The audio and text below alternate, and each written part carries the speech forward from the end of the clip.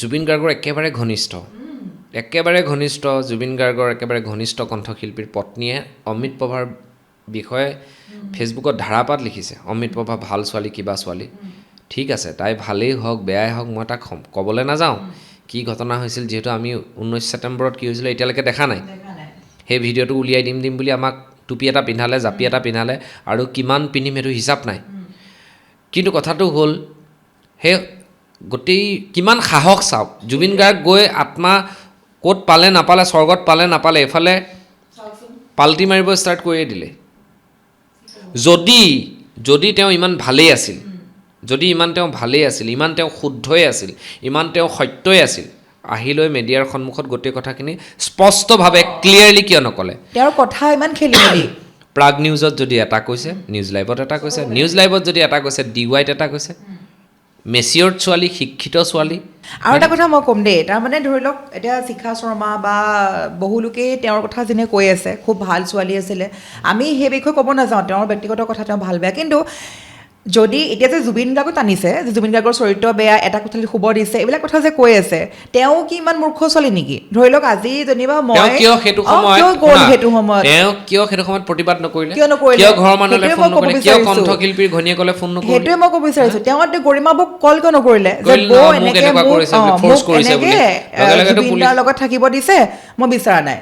তেওঁতো যদি এখন ভদ্ৰ ঘৰৰ ছোৱালী, মই কথাটো কৈছোঁ, বা তেওঁ যদি পঢ়া শুনা শিক্ষিত ছোৱালী, তেওঁতো সেইটো ক'লে। যদি আজি মোক যদি কয়, মইতো দস্তুমত ক'ম, মোৰ পাপাক ফোন কৰি ক'ম যে এনেকে মই গৈছোঁ, মোক থাকিব দিছে একেটা কোঠালিতে, এইটোতো মই নোৱাৰিম। কেলে ৰিচেণ্টলি এজনী ছোৱালী ক'ৰবাত শ্বুটিং কৰিব যাওঁতে যেতিয়া ল'ৰাকেইটাই ক'লে যে এইটো ৰুমত আমি একেলগে থাকিম, তাইতো প্ৰতিবাদ কৰিলে, ৰাতি তাই পলাই আহিল। সেইদিনাও যদি আহিব নোৱাৰিলেন, পিছদিনাটো ক'লেহেঁতেন, পিছদিনাটো বাদ দিয়ক, আহি পেলাইতো ক'লেহেঁতেন যে মোক এনেকুৱা কৰিছিলে। ফোনটো ক'ৰবালৈ গৈ বাথৰুমত গৈ হ'লেও তো পিছদিনা ৰাতিপুৱা কাৰোবালৈ ফোন কৰি ক'ব পাৰিলেহেঁতেন, কোনোবা মিডিয়া পাৰ্চনক ফোন কৰি ক'ব। সেইখিনি কিন্তু একো নাজানিলে। নিজৰ কেৰিয়াৰ কাৰণে জখল এডাল বগাব ঠিকেই জানে মানুহে। কেৰিয়াৰটো হৈ যোৱাৰ পিছত বাকী মানুহখিনিক মানুহে গুৰ মাৰি লেং মাৰি মই সেইটোৱে কৈছোঁ, জুবিন দাক যে ইমান সমালোচনা কৰি আছে, তেতিয়াহ'লে সেই জুবিন দাৰ লগত থাকিবলৈ যোৱাগৰাকীকো সমালোচনা কৰিব লাগিব, হয় নহয়? তেওঁ দস্তুমত বেয়া কাৰণে পাইছে চান্সটো, আমি সেনেকৈ ক'ব লাগিব এতিয়া। কাৰণ মই সেইটোৱে ক'ম বাৰে, তেওঁ যদি ইমান ভাল ছোৱালী, বা মই ভাল বেয়া ক'ব যোৱা নাই, তেওঁ যদি ইমান বুজা ছোৱালী হোৱা হ'লে তেওঁ দস্তুমত ক'লেহেঁতেন, তেওঁৰ পিতৃও ক'লেহেঁতেন যে মোৰ ছোৱালী এনেকৈ 5জন মতা মানুহত কিয় যাব, হয় নহয়? মাকক পঠিয়াই দিলে বা ভণ্টিয়েক পঠিয়ালেহেঁতেন বা কোনোবা ৰিলেটিভ পঠিয়ালেহেঁতেন। তেতিয়াহ'লে তো সেইটো মানে কি বুলি ভাল বেয়া আপুনি ক'বচোন? সেইটোৱে ক'লোঁ মই, সেইটোৱে কথা। তেওঁ পৰিয়ালটো ভাল পৰিয়াল, মই গম পাওঁ। তেওঁ পৰিয়ালটো সাংস্কৃতিকবান পৰিয়াল, চব ঠিকে আছে, তেওঁ ভাল কামেই কৰি আছিলে। কিন্তু ক'ৰবাত চাগে তেওঁ কাৰোবাৰ প্ৰৰোচনা পৰিছে, হয়তো শ্যামকানু মহন্তই তেনেকুৱা এটা প্লেনিং কৰিবও পাৰে, আমিতো দেখা নাই। বা তেওঁ নিজেই যদি প্ৰতিবাদ নকৰিলে, তাৰপিছত আমি কোনোবাই বকি থাকি কিবা লাভ আছে নেকি? যদি আজি ভালে ভালে ঘূৰি আহিলেহেঁতেন, এইবোৰ কথাটো নোলালেহেঁতেন। তেওঁহে চৰিত্ৰ হনন হ'ল। এজন পুৰুষে নাৰীৰ চবেই জানে যে নাৰীয়ে নিজকে কেনেকৈ ৰাখিব লাগে, আৰু সেই বস্তুখিনি মানুহে এনালাইচিছ কৰি নাচায়, এনেই মানে আৰু কি ক'ম আৰু। নাই, সেইটোৱে তেওঁ যদি কাৰোবাৰ প্ৰয়োজনা কৰিছেও, তেওঁ নিজৰ বিবেকে ক'ব লাগিছিলে। যদি তেওঁক শ্যামকানুৱেও কওক বা সিদ্ধাৰ্থে কওক, তেওঁ নিজৰ মগজে ভাবিব লাগিছিলে যে কোনোবা এটা দিশত প্ৰব্লেমত পৰিম নেকি। ঠিক আছে, থাকিলে যেনিবা, মই কথা কৈছোঁ, থাকিলে সেইদিনা ৰাতি যেনিবা থাকিলে, পিছদিনা ৰাতিপুৱা তাই শুই উঠিছে, বাথৰুম গৈছে। জুবিন গাৰ্গটো বাথৰুমৰ ভিতৰলৈ যোৱা নাই। মানুহে যদি বাচো বুলি তাই ওলাই আহি যদি তাতে প্ৰতিবাদ কৰিলে, ছিংগাপুৰ ইমানেই প্ৰশাসন ষ্ট্ৰিক্ট, তাতে 4টা লাইট যদি গাড়ীত গৈ থাকোঁতে যদি 4টা লাইট যে আমাৰ যে ইয়াতে আমি চাৰিআলি পাৰ হওঁ, তাত যদি 4টা লাইট জ্বলি যায়, লগে লগে তুমি পুলিচ বা মানুহ আহি যাব সহায় কৰিবলৈ যে গাড়ীখনত কিবা হৈছে বুলি, ইমানেই তাত ষ্ট্ৰিক্ট, হয়নে? তেনেস্থলত তেওঁ ইমান ডাঙৰ এখন হোটেল, চাৰিওফালে CC কেমেৰা, আণ্ডাৰ CCTV, কাৰোবাৰ এজনক যদি ক'লেহেঁতেন যে মোৰ এনেকুৱা প্ৰব্লেম হৈছে, ছেভ কৰক মোক, তাততো হেল্প মি বুলি কোৱাৰ লগে লগে আমাৰ ইয়াৰ নিচিনা নহয়। আমাৰ ইয়াততো গোটেই হেল্প মি বুলি ক'ব কাক, কাৰণ চাৰিওফালে গোটেই গেদা, হয়নে? আমাৰ গোটেই অসমখন গেদাই ভৰি পৰিছে, গতিকে আমাৰ ইয়াত ক'বলগীয়া নাই, কিন্তু তাততো নাই।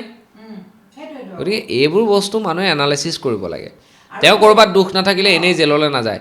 মানুহ ক'ৰবাত কিবা নহয় কিবা এটা অলপ হ'লেও ভুল থাকিব লাগিব, মই এইটো জানো। কিন্তু আমাৰ সংগ্ৰামী যিসকল নেতা জেললৈ যায়, সেইটো হৈছে এটা সংগ্ৰাম, সেইটো এটা এক্সট্ৰাৰ কথা। সেইটো সংগ্ৰামত জেল থাকিবই, কাৰণ চৰকাৰৰ বিৰুদ্ধাচৰণ কৰিলে জেল যাব। তেওঁলোকৰ চৰিত্ৰ তেনেকুৱা নহ'ব পাৰে, কিন্তু নৰ্মেলি মানুহৰ ক'ৰবাত ভুল থাকিলেহে জেললৈ যায় সেইটোৱে আৰু যেতিয়া ধৰি লওক ইয়থ পাৰ্টিৰ যিটো ভিডিঅ' দেখিছোঁ তেওঁতো হাঁহি হাঁহিয়ে ভিডিঅ' কৰি আছে তেওঁ যদি ইমান তেওঁ বেয়া পাই আছিলে যে মোক থাকিব দিছে তেওঁ তেতিয়াৰ পৰা অলপ মনটো বেয়া দেখিলোহেঁতেন ন যে কি কৈছে তেওঁ ইয়থ পাৰ্টিটোৰ কথা কি কৈছে তেওঁ কৈছে যে ৰাতি আমি আহিলোঁ ধুনীয়াকৈ মই ফেমিলিৰ লগত সেইটো সময়ত ব্যস্ত হৈ আছিলোঁ ভিডিঅ' কল কৰিছিলোঁ মাহঁতক দেখুৱাইছিলোঁ তুমি যদি ৰাতি যদি তোমাক এনেকুৱা ধৰণৰ অপমান কৰিছিলে তুমি কিয় নকলা সেইটো মতে এতিয়া মানুহটো নাই কাৰণে তোমালোকে মানুহটোক বদনাম দি দিলা তোমাৰ নিজৰ কথাই প্ৰসংগ আনিব চেষ্টা কৰি আছো একজেক্টলি হয় নে কওকচোন সেইটো সময়ত তেওঁকতো হাঁহি মুখে দেখা গ'ল যদি তেওঁ যদি ইমান আৰে নিজে মিডিয়া আগত কৈছে মই মাহঁতৰ লগত ভিডিঅ' কল কৰিছো সেই সময়টোতো ক'ব পাৰিলেন যে মোৰ এনেকুৱা আছে ইয়াততো আমাৰ মিডিয়াই বজাই দিলে আজি জুবিন দাৰ লগত এই কেছটো হ'ল কাৰণে তেওঁ উল্টাপাক মাৰি দিলে সেই বস্তুবিলাক মানে মানুহে আকৌ তেওঁলোকৰ মানুহ জাতিটোৱে তেনেকুৱা মানুহ জাতিটোৱে তাৰমানে ইমান বেয়া দিন আহিছে আৰু এতিয়া ধৰি লওক জুবিনদাৰ ন্যায় কথাও যদি কওঁ আজি মানুহবিলাকে পাহৰিয়ে গৈছে আপুনি ভাবেনে কেতিয়াবা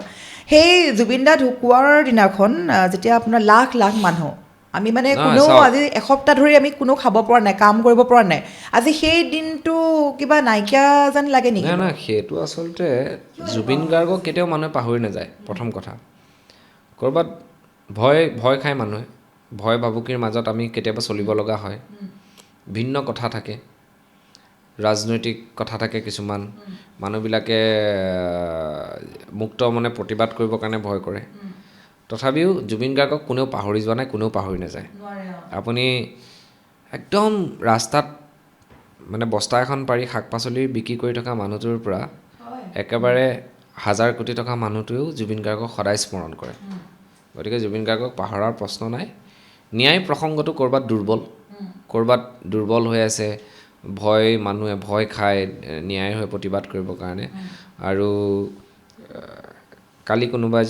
কালি নে পৰহি কোনোবা এজন অভিনেতাই কৈছে যে যদি ন্যায় নাপায় তেনেহ'লে অভিধানৰ পৰা ন্যায় শব্দটোৱে তেনেকুৱা হ'বগৈ সেইটোৱেই তেনেকুৱাই নিচিনা লাগি আছে মোৰ